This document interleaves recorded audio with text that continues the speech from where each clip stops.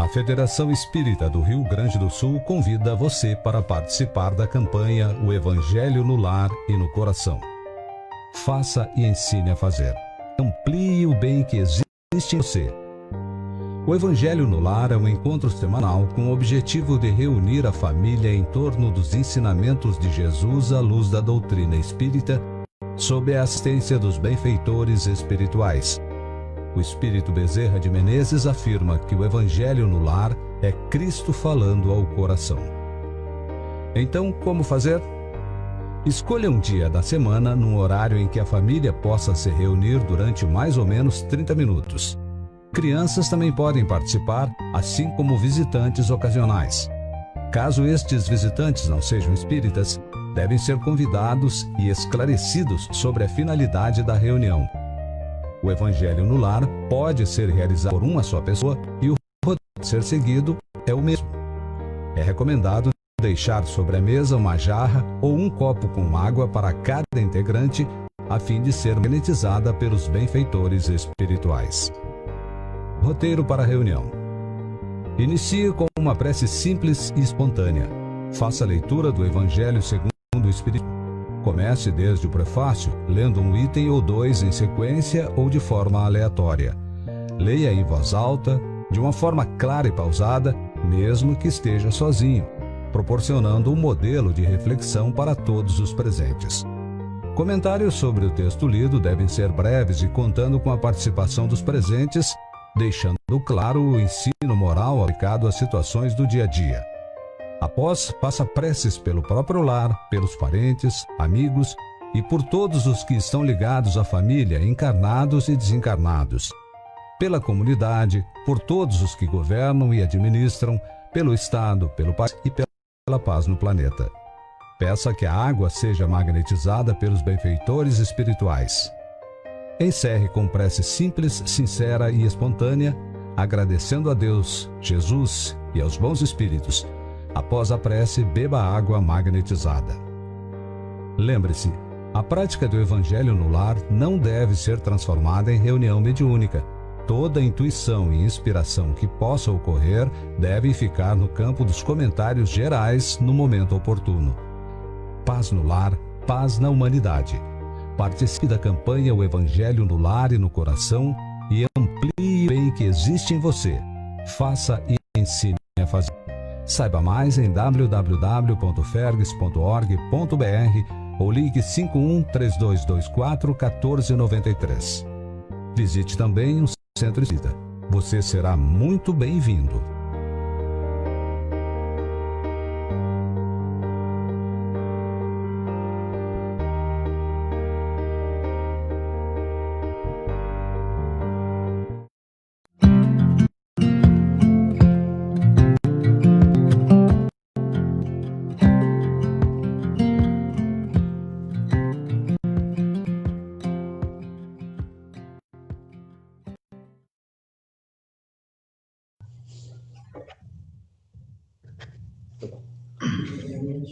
Olá, meus amigos, meus irmãos, trabalhadores, frequentadores da Sociedade Espírita Caminho da Luz, e os demais irmãos que nos acompanham pelas redes sociais. Sejam todos bem-vindos à nossa palestra na noite de hoje, vinculada ao aniversário, ao mês de aniversário do Caminho da Luz. 88 anos de sua fundação. Vamos fazer uma pequena leitura do Pão Nosso, de Emmanuel Chico Xavier, a prece, e depois apresentamos o nosso querido expositor da noite, Isaías Claro.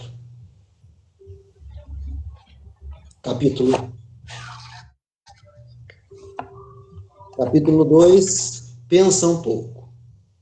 As obras que eu faço em nome de meu Pai, essas testificam de mim.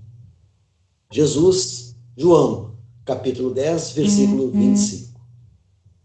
É vulgar a preocupação do homem comum relativamente às tradições familiares e os institutos terrestres a que se prendem, nominalmente exaltando-se nos títulos convencionais que lhe identificam a personalidade. Entretanto, na vida inteira, criatura alguma é conhecida por semelhantes processos.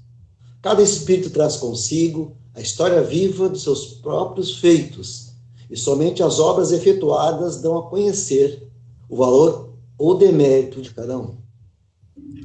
Com o enunciado, não desejamos afirmar que a palavra esteja desprovida de suas vantagens indiscutíveis. Todavia, é necessário compreender-se que o verbo é também profundo potencial recebido da infinita bondade, como recurso divino, tornando-se indispensável saber que estamos realizando este dom do Senhor eterno. A afirmativa de Jesus, nesse particular, reveste-se de imperecível beleza, que, diríamos, de um Salvador que estatuísse regras para a humanidade, sem partilhares as dificuldades e impedimentos. O Cristo iniciou divina missão entre os homens do campo. Viveu entre doutores irritados e pecadores rebeldes. Uniu-se a doentes e aflitos. Comeu o duro pão dos pescadores humildes e terminou a tarefa santa entre dois ladrões. Que mais desejas? Se aguardas vida fácil e situações de evidência no mundo, lembra-te do Mestre e pensa um pouco. Então, meus amigos, com o pensamento voltado a esse Mestre de amor, que envolve a todos nós em vibrações de esperança e paz, nos trazendo alento, nos fortalecendo para os dias que estamos atravessando. Com certeza, as reflexões são coletivas e individuais do processo que se segue. Pedimos, Senhor, que nos dê força, que nos dê coragem, que nos dê esperança, para assim, então, sairmos mais fortalecidos desse momento que estamos passando. Em teu nome, então, Senhor, em nome de Bezerra de Menezes, mentor espiritual do nosso querido Caminho da Luz. Iniciamos nossa palestra doutrinária dessa noite. Que assim seja.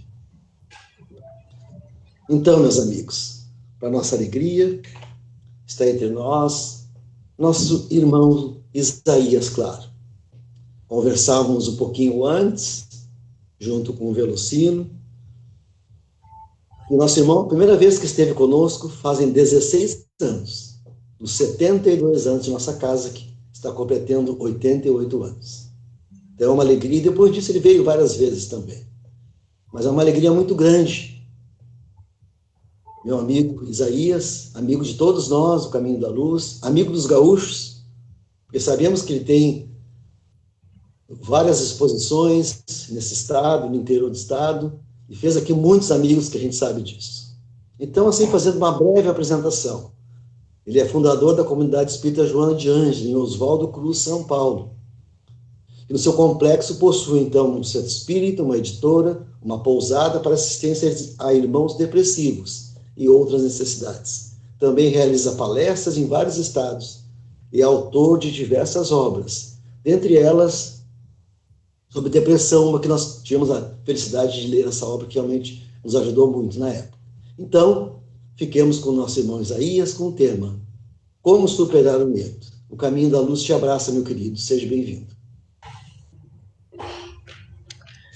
Caríssimos irmãos e benfeitores, Alexandre, Velocino, Suzy, Amanda e tantos outros de Porto Alegre, do nosso querido Caminho da Luz e, por extensão, de todo o Rio Grande do Sul, estado que muito amo e ao qual muito devo por todo o bem que me tem oportunizado há décadas.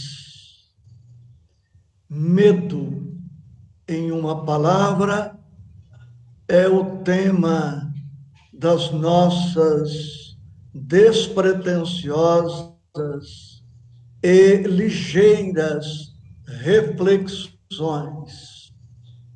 O que é o medo?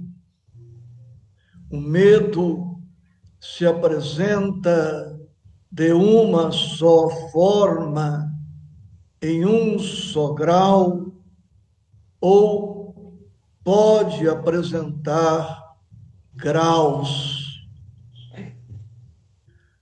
Todos nós temos medos.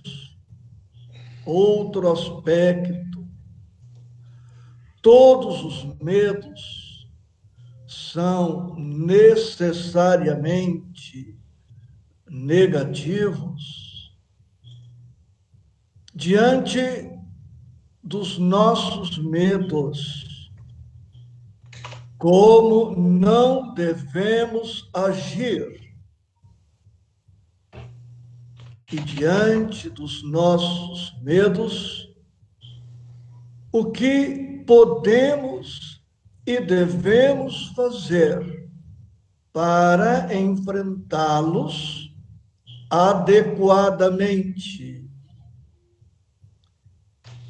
E o Evangelho de nosso Senhor Jesus Cristo tem algo a nos oferecer na compreensão do tema e na superação dos nossos medos? E a doutrina espírita também tem algo a nos oferecer? São estes os tópicos principais de nossas reflexões. E inicio-as dizendo que há medos normais, comuns a todos nós, eu, inclusive, os tenho e os terei por séculos, talvez milênios ainda. E há os medos patológicos, enfermiços, que causam grandes desastres na vida do seu portador. O medo é essencialmente uma emoção ou um sentimento do espírito. E com a doutrina espírita, sabemos que o espírito não foi criado por ocasião da concepção do corpo na intimidade uterina, quando da formação da célula ovo, o espírito já existia. O espírito pré-existe em relação ao corpo, como também sobrevive e sobreviverá ao fenômeno denominado morte. Isto tem relevância para o tema, porque o espírito pode experimentar medos e experimenta-os antes do mergulho na indumentária carnal. E alguns medos poderão acompanhar os espíritos no seu retorno à pátria espiritual, além dos medos que experimentamos no trânsito carnal durante a vilegiatura orgânica. A respeito dos medos presentes no espírito antes de sua reencarnação, podemos nos fixar no estudo da questão 341. Esta questão não é específica para o medo, mas ela fala das inseguranças, das incertezas, permitam-me,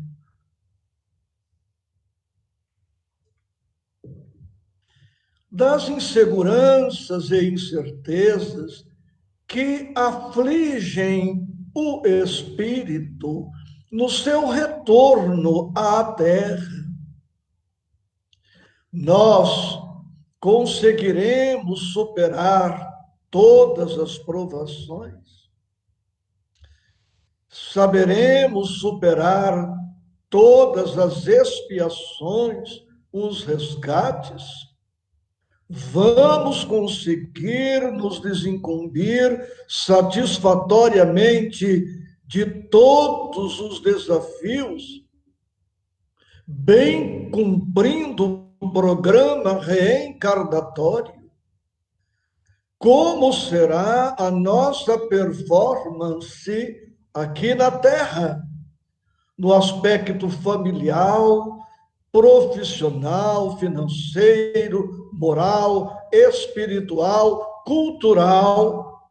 Vamos conseguir nos desincumbir bem de todos os nossos deveres? Qual será o nosso comportamento nos últimos dias, semanas, meses da encarnação? Qual a doença que nos alcançará? Como desencarnaremos? Como tornaremos a pátria espiritual.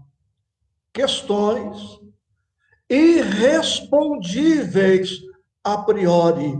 Ninguém tem certeza absoluta do êxito na empreitada reencarnatória.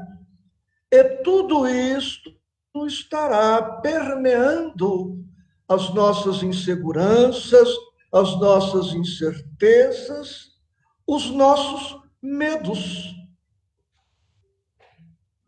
E mesmo durante a vilegiatura carnal, como já mencionei, quantos medos poderão emergir, surgir em virtude das circunstâncias, das ocorrências, muitas delas imprevisíveis. Feita esta introdução, que posso ainda completar dizendo que o medo é um destes temas que merecem ser estudados para que possamos bem enfrentá-lo, pode causar grandes desastres. No livro Nosso Lar, de André Luiz e Chico Xavier, encontramos no capítulo 42 um diálogo entre Narcisa e André Luiz, quando Narcisa sugere a André Luiz fazer um curso sobre o medo. E que curso é este a que André Luiz foi levado a fazer? Será que nós, encarnados, também não deveríamos cogitar de fazer um curso para aprendermos a conhecer esta emoção e aprendermos, consequentemente, a lidarmos com ela adequadamente? E André pergunta a Narcisa: contra o medo? Acrescentei admirado: como não? Objetou a enfermeira atenciosa. Talvez estranhe, como acontece a muita gente, a elevada porcentagem de existências humanas estranguladas simplesmente pelas vibrações destrutivas do terror, que é tão contagioso quanto qualquer moléstia de perigosa propagação. E Narcisa ainda dirá a André Luiz: classificamos o medo como dos piores inimigos da criatura, por alojar-se na cidadela da alma, atacando as forças mais profundas. Piores inimigos da criatura humana, por alojar-se na cidadela da alma. Medo, em uma palavra: desassossego ou perturbação. Desassossego que pode apresentar-se diante de um perigo. Traduzamos perigo como mal. Portanto, o medo é uma emoção importante que poderemos experimentar diante de um perigo, diante de um mal. Mas nem sempre estes males são reais. E nem sempre, mesmo sendo males reais, eles têm a dimensão que lhe atribuímos em nossa imaginação exacerbada. Não sei se Santa Teresa ou Santa Teresinha, uma das santas Teresinhas da Igreja Católica, afirmou certa vez que a imaginação é a louca da casa. Quantas vezes as criaturas humanas sofremos em virtude de uma imaginação superexcitada, de uma exaltação do espírito. E por isso o medo pode apresentar graus, indo desde um leve, ligeiro receio, passando pelo delírio, que é uma exaltação do espírito, passando pela paranoia, pelas fobias, chegando ao pânico, que é um pavor repentino e imenso, podendo também apresentar-se na modalidade do estresse pós-traumático, a depender das vivências do medroso. Portanto, os medos apresentam graus. E há medos que não trarão grandes prejuízos para o medroso. São os medos normais, que vão despertar nele um estado de alerta.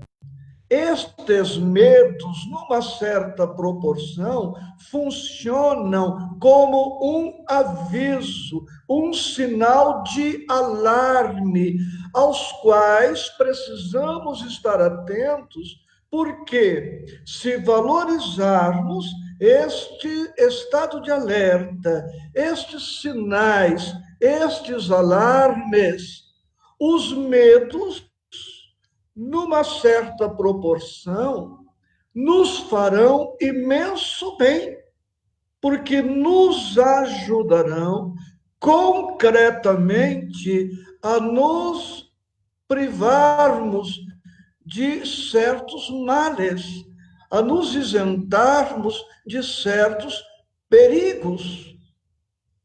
Alguém que veja uma cobra se aproximando de si, para dar um exemplo. Um ladrão armado, seja lá com que arma for, seria altamente danoso. A pessoa diante de uma serpente, na iminência de um assalto, permanecer absolutamente impassível, indiferente, não tomando nenhuma providência, incluindo-se aí a fuga, para poupar-se dos males evitáveis. Vê-se, portanto, que o medo nem sempre será necessariamente danoso, perverso, prejudicial. São os medos instintivos, naturais, que nos garantem a conservação, que é uma lei da natureza. Até mesmo os animais, ainda sem uma consciência desperta, os animais que vivem a vida puramente instintiva, já possuem medos instintivos que os protegem, que os salvam de determinadas situações, para a perpetuação da espécie, para a viabilidade da vida. Se nas priscas eras, se nas eras mais remotas, não tivéssemos tido medo algum de nada, não teríamos chegado até aqui. O medo, portanto, nos tem preservado a vida, porque a vida é um bem indisponível. Criatura alguma pode dispor de sua vida, porque a vida nos pertence, mas pertence à humanidade, pertence ao universo, e não podemos dispor dela de maneira irresponsável. Mas há os medos perniciosos, danosos, que comprometem de maneira profunda a nossa qualidade de vida. E neste universo dos medos exagerados entram as fobias, que são um medo desproporcional, que paralisa, que engessa, que nos inibe, retirando a nossa capacidade de agir adequadamente ou de reagir a uma determinada situação.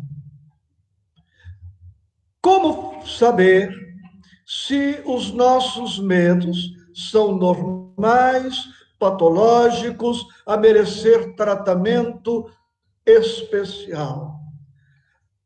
Além da ajuda profissional de um médico, que pode ser um profissional, um psicólogo, um psicanalista, um amigo mais experiente, mais velho, qualquer pessoa habilitada a nos orientar, faço aqui a sugestão, à luz da doutrina espírita, de estudarmos, reestudarmos, estudarmos outra vez, mais uma vez, quantas forem necessárias, a questão 919 e a questão 919A de O Livro dos Espíritos, quando Santo Agostinho, o autor das duas respostas,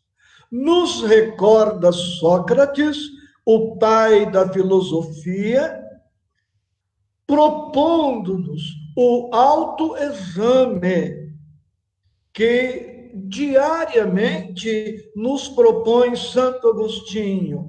Façamos um exame de nós mesmos, de nossas emoções, de nossos sentimentos. Santo Agostinho não traz essas duas questões baseando-se somente no medo, mas serve para tudo e serve, consequentemente, para o tema desta hora. Precisamos nos conhecer minimamente. Precisamos, internautas queridos, perceber quais são os nossos pontos fracos. E precisamos também conhecer os nossos pontos fortes para duas atitudes bem definidas. Nos nossos pontos fortes, tornarmos-nos ainda e sempre mais fortes, porque isto vai nos estruturando, vai nos capacitando e vamos nos preparando para o enfrentamento e a superação dos desafios existenciais. E vamos nos tornando fortes nos nossos pontos vulneráveis, nos nossos pontos fracos. É fácil? Não. Mas é impossível? Também não.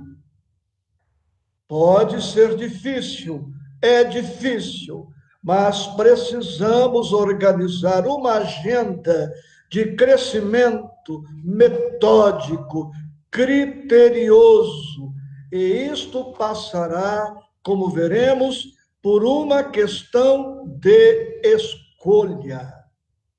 Precisamos crescer para que não fiquemos vulneráveis indefinidamente, por tempo indefinido, a certas circunstâncias, a certas situações da vida.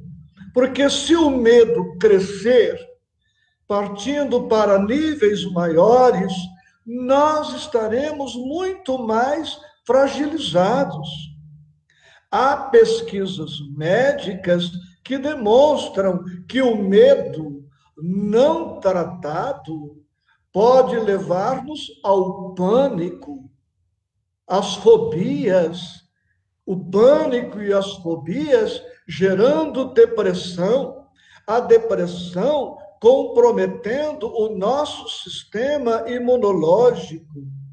Com o nosso sistema imunológico fragilizado, ficamos expostos às doenças orgânicas e psíquicas e desenvolvemos mais medo, gerando assim um círculo vicioso: medo, pânico, depressão, sistema imunológico comprometido, doenças, mais medo, mais pânico, mais depressão. Precisamos abrir uma brecha, uma janela, uma porta, quebrarmos esse círculo para começarmos a construir, em substituição ao círculo vicioso, um círculo virtuoso. Para isto, dentre outras atitudes ou técnicas, precisamos desaprender muitas coisas que aprendemos de maneira errada. Precisamos reaprender outras coisas e precisamos ainda aprender outras coisas. Desaprender, reaprender e aprender. Desaprender o quê? O autoconhecimento vai nos trazer esta resposta. Reaprender o quê? O autoconhecimento nos dará esta resposta. Aprender o quê? O autoconhecimento proposto por Santo Agostinho nos trará esta resposta. Porque uma das causas dos nossos medos está na ignorância. Por que o medo da vida? Por ignorância nossa, por ignorarmos o que é a vida, qual é a finalidade da vida, porque Deus nos colocou aqui, qual a nossa missão, qual a nossa tarefa. À medida em que a criatura supera o seu desconhecimento em torno da vida, vai eliminando o medo de viver. Ela compreenderá, por exemplo, a finalidade da dor.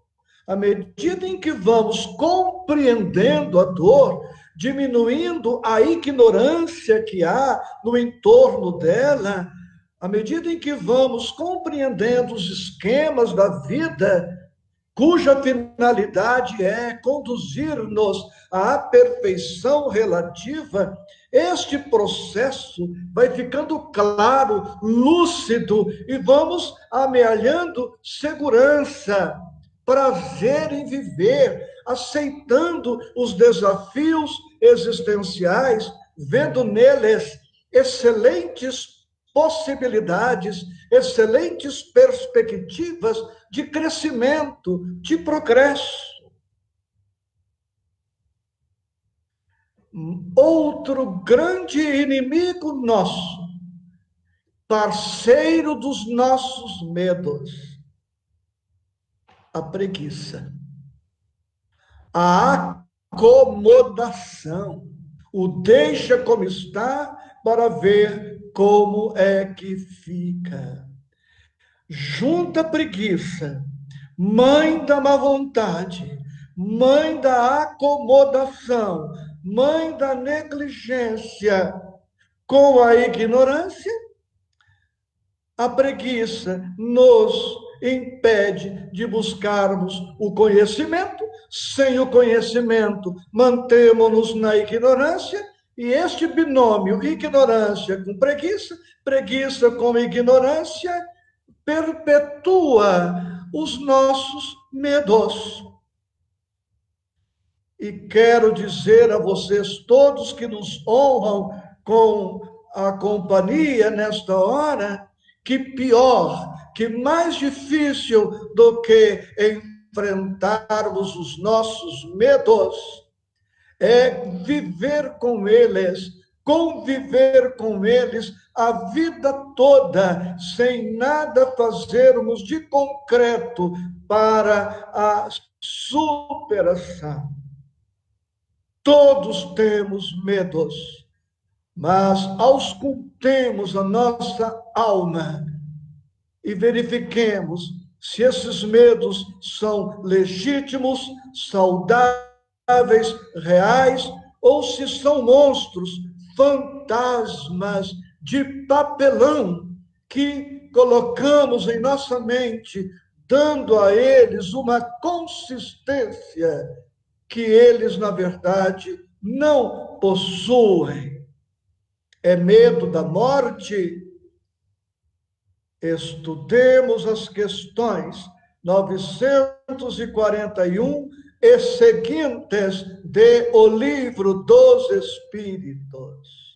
A doutrina espírita com Jesus nos equipa para o enfrentamento da vida e para o enfrentamento da morte ou desencarnação, ou do luto que se segue à desencarnação de um afeto. E eu quero ilustrar com vocês agora uma situação prática, enquanto presto homenagem.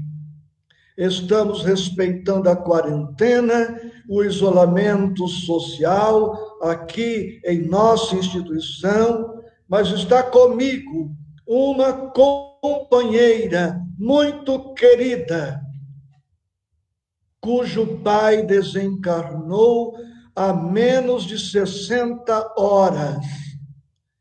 O seu paizinho desencarnou há menos de 60 horas, a centenas de quilômetros. E, infelizmente, colocaram na certidão de óbito que a causa-morte tinha sido, ao que tudo indica, Covid-19, quando, na verdade, foi outro fator, outra causa.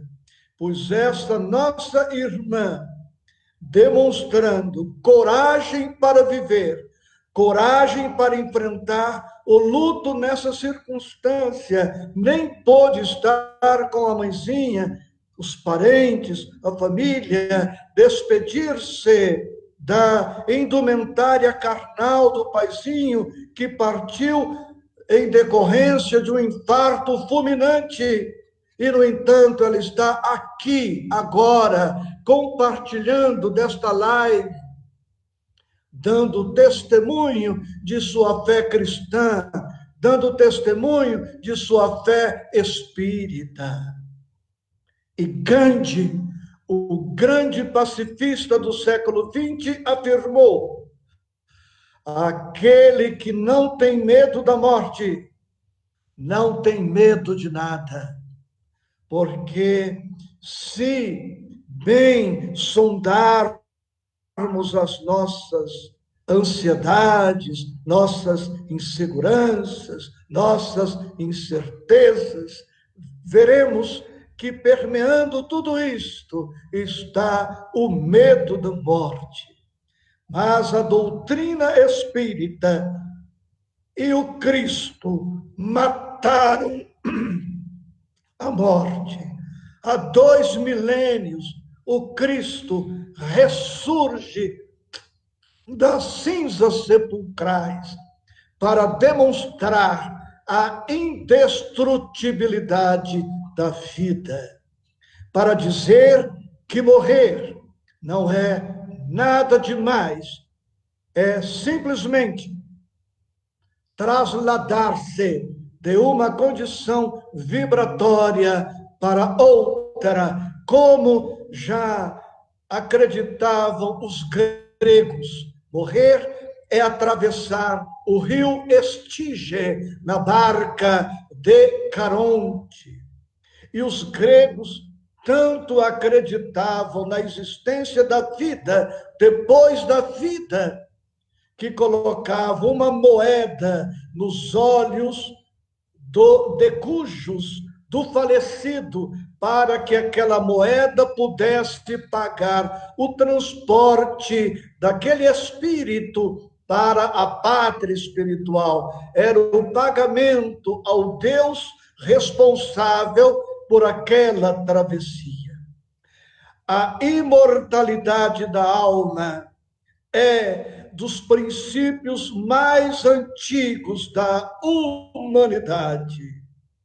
E a consequente comunicabilidade dos espíritos, igualmente, é dos princípios mais antigos da humanidade. E como isso surgiu? De maneira muito simples. Os nossos antepassados sepultavam os corpos, e daí a horas, dias, semanas, meses, os mortos que haviam sido sepultados apareciam-lhes com a aparência de antes, com um corpo em tudo semelhante ao corpo sepultado.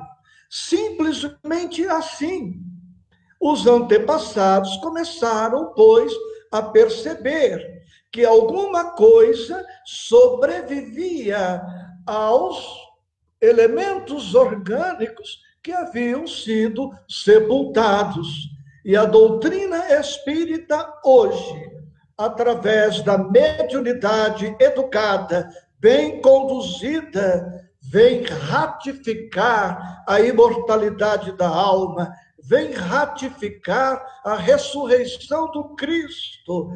E isto é de uma relevância fundamental, essencial, porque a partir do momento que não somente sabemos, a partir do momento que temos a certeza, a convicção da indestrutibilidade da vida, da alma,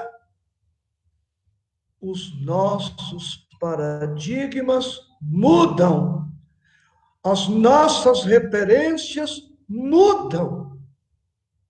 E isto nos remete ao capítulo 2 do Evangelho.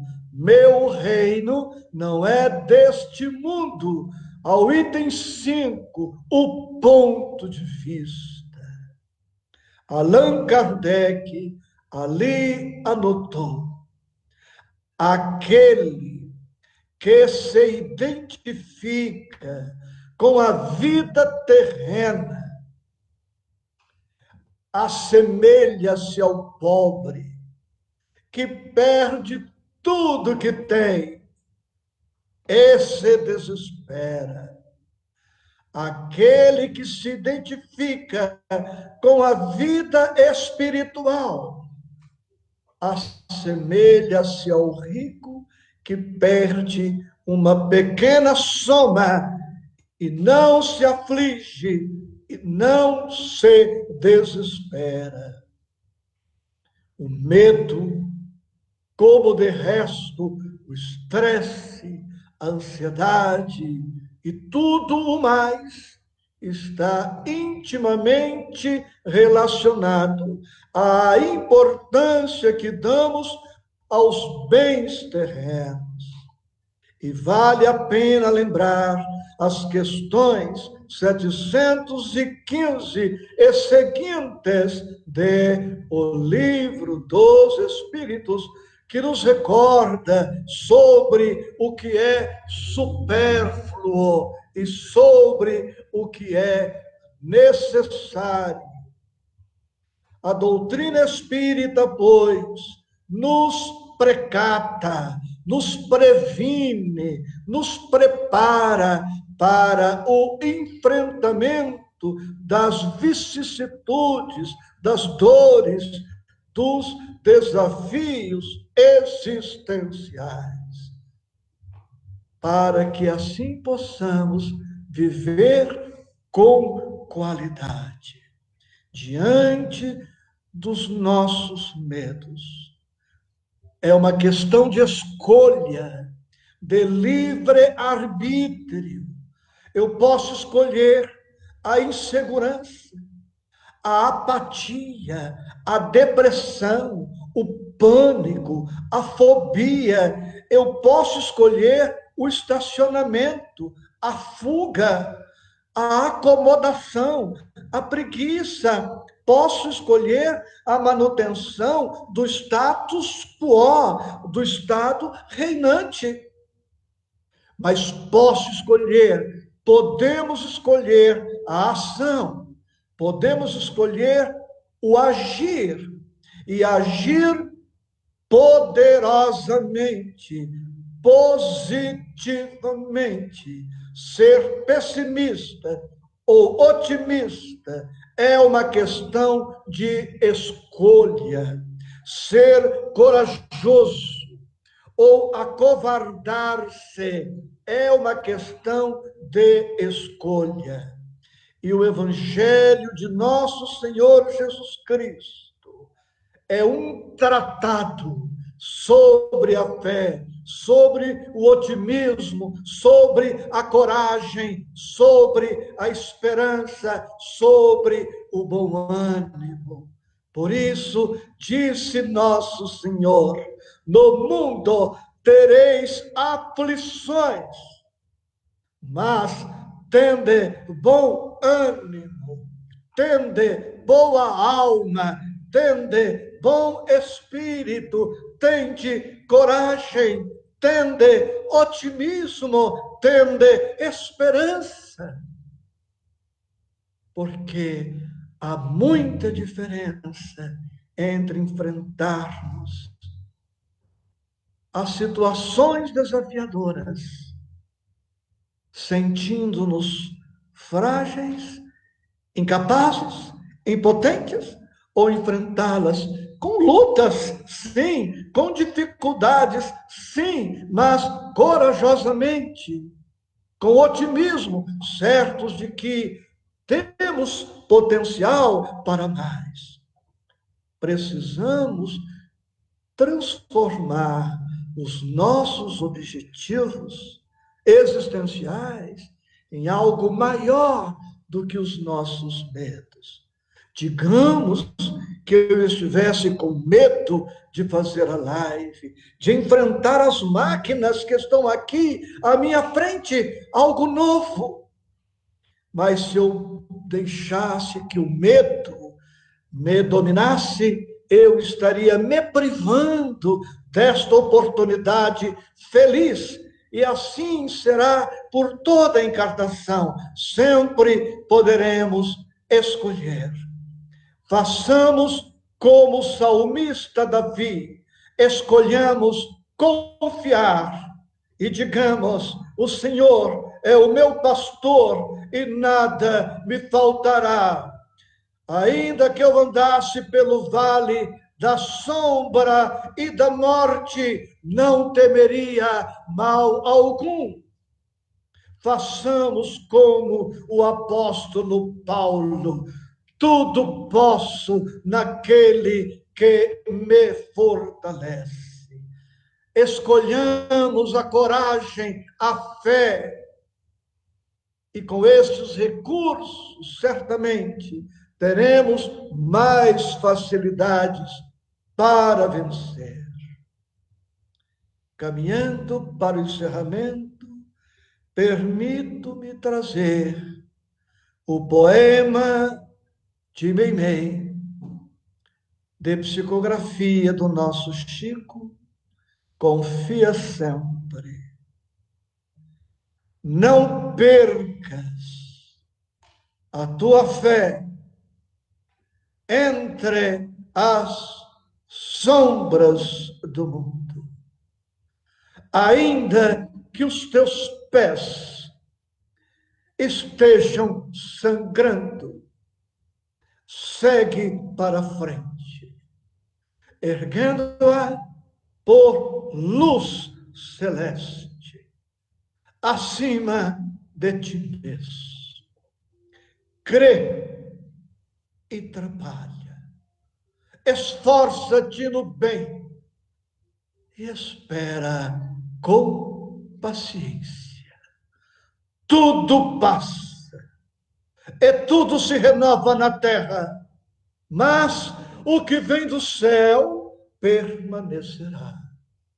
De todos os infelizes, os mais desditosos são os que perderam a fé em Deus e em si mesmos, porque o maior infortúnio é sofrer a privação da fé e prosseguir vivendo. Eleva, pois, o teu olhar e caminha. Luta, serve, aprende, adianta-te, brilha a alvorada além da noite. Hoje é possível que a tempestade te amarfanhe o coração e te atormente o ideal, aguilhoando-te com a aflição ou ameaçando-te com a morte. Não te esqueças, porém, de que amanhã será outro dia. Não te esqueças, porém, de que amanhã será outro dia. Amanhã será outro dia. Que o Senhor Jesus, que viveu ensinando-nos como viver, e que morreu ensinando-nos como morrer, te abençoe, nos abençoe, sempre, sempre, sempre mais. Assim seja.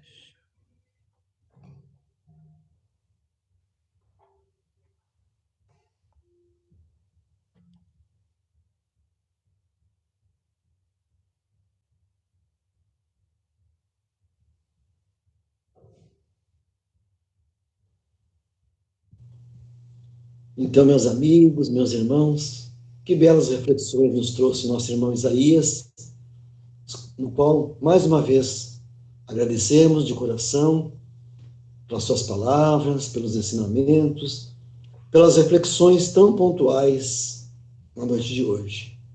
Percebemos ali, nos comentários, que vários companheiros traziam justamente isso, né? Do momento que vivemos, de como enfrentar o medo. Com certeza, as palavras do nosso querido Isaías ficarão conosco.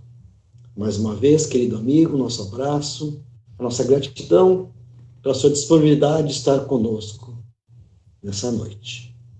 Vamos então, com o pensamento voltado a esse mestre de amor, que abençoa, que acolhe a todos nós, nos fortalecendo, nos preparando para a semana que se inicia, que possamos vencer as nossas dificuldades, estarmos atentos às informações, aos registros, para que a gente não incorra no erro de nos colocarmos abertos a essa onda do vírus que assola muitos de nós. Por isso é importante a previdência, os cuidados necessários, Senhor. Te pedimos que nos alerte também em nossas consciências da importância de estarmos vinculados a esses cuidados. Em teu nome, Senhor, encerramos então o nosso encontro dessa noite. Que assim seja. Deixamos nosso abraço a todos, nosso carinho, e também que nosso mês de aniversário continua, meus amigos. Na próxima quinta-feira teremos entre nós o nosso amigo do Rio de Janeiro, Eduardo Guimarães. Então, um abraço a todos e até lá.